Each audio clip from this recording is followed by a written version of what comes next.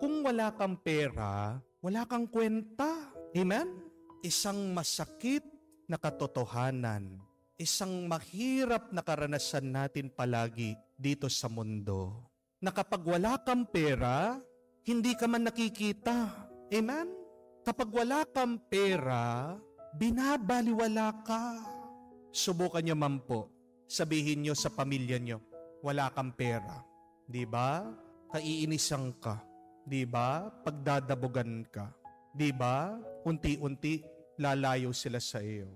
Makikita mo kung sino talaga yung tunay na nagmamahal sa iyo. Pag wala kang pera, kung sining mananatili, kung sino yung tatanggap sa iyo, yun yung totoo, tapat, at tunay na nagmamahal sa iyo. Amen? Pero katotohanan, na pag wala tayong pera, iniiwasan tayo ng mismong pamilya at kamag-anak natin. Amen? Sabihin mo sa mga kaibigan mo, wala kang pera, anong gagawin nila? Makikita mo din ang tunay mong kaibigan. Sigurado, unti-unti iiwasan ka. Iba pag mayaman ka. Amen? Iba pag may pera ka. At sa mundong ito, ang may halaga ay yung mapera. Amen? Ang may dating ay yung may datong. Halimbawa na lang po, sa hospital, sino ba yung mga inuuna nila?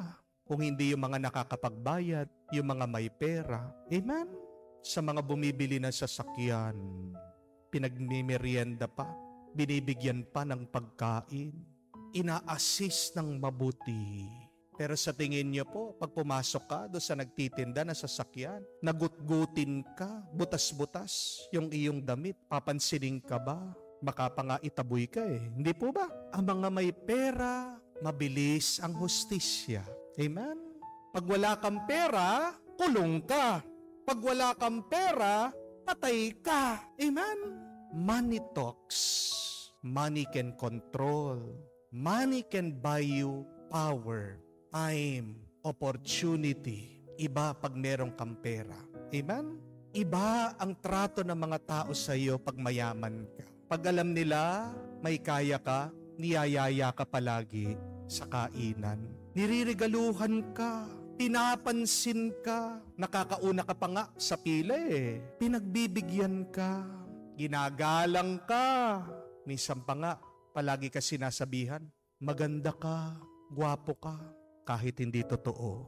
Iba ang nagagawa ng pera.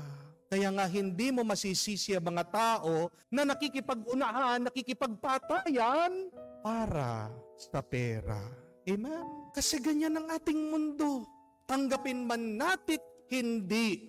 Money makes the world go around. Anong nagpapaikot sa mundo? Anong nagpapagalaw sa mga tao? Ang pera. Kaya nga, hindi natin masisisi mga tao na hinuhusgahan natin ang halaga ng ibang tao base sa pera at ari-arian nila. Kaya mahirap yung mahirap ka. It's so difficult to be poor and nobody wants to be poor. Amen?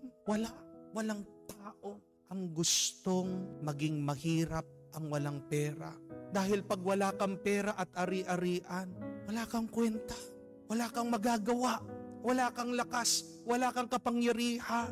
Pero ito po yung tandaan natin. Kung sa mundo, ang nakikita niyang mahalaga, yung mga mapepera, sa mata ng Diyos, kahit na ang mahirap, nakikita ng Diyos na mahalaga.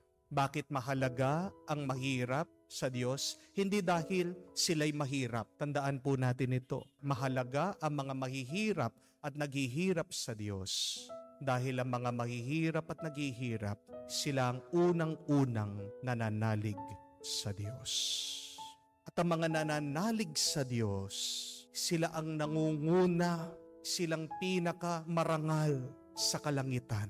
Kaya po kung babalikan nyo ang kwento ni Jesus tungkol sa mayaman at dun sa mahirap, tignan nyo po, sino ang binigyan niya ng pangalan? Yung mahirap. Yung pangalan ay isang tanda ng halaga. Yung mayaman, walang pangalan sa kwento ni Jesus. Walang halaga yung mayaman sa mata ng Diyos. Bakit? Kasi nagpakasarap lang siya. Kasi nanalig lang siya sa kanyang ari-arian. Hindi niya alam o nakalimutan niya na yung kanyang kayamanan, hindi siya maliligtas nito. Nakalimutan niya na walang kapangyarihan ang kanyang pera at kayamanan para iligtas ang kanyang kaluluwa. Pero itong si Lazaro, yung mahirap, bakit naging napakalapit niya sa Diyos pagkatapos siya namatay? Dahil dun sa kanyang paghihirap, dun sa kanyang uhaw, dun sa kanyang gutom, dun sa kanyang sakit, araw-gabi, wala siyang ibang pinaniniwalaan, wala siyang ibang pinananaligan kung hindi ang Diyos. Hindi ko po sinasabi na kamuhian natin ang pera. Dahil ang kayamanan, grasya yan sa Diyos. Ayaw din naman ng Diyos na makita tayong naghihirap eh. Amen? Kayo po mga magulang, pag nakikita niyo po yung mga anak niyo, mukhang mga pulubi, masaya ba kayo nun o malungkot? Di ba tuwa ng isang magulang pag nakikita niya yung kanyang mga anak umaasenso? Tuwa ng isang magulang na makita niya yung mga anak niya pagkatapos mag-graduate, makakapagtrabaho, makakapag-ipon, makakapagtayo ng sarili niyang bahay, mabibili niya yung gusto niyang mabili, pagkatapos nakakapagbigay pa siya. Diba? Tuwa ng isang magulang na nakikita niyang matagumpay yung kanyang anak. At natutuwa ang Diyos pag nakikita niya, tayong mga anak niya ay yumayaman, umaasenso at umuunlad. Tandaan niyo po yan. Pero may higit pa na ninanais ang Diyos.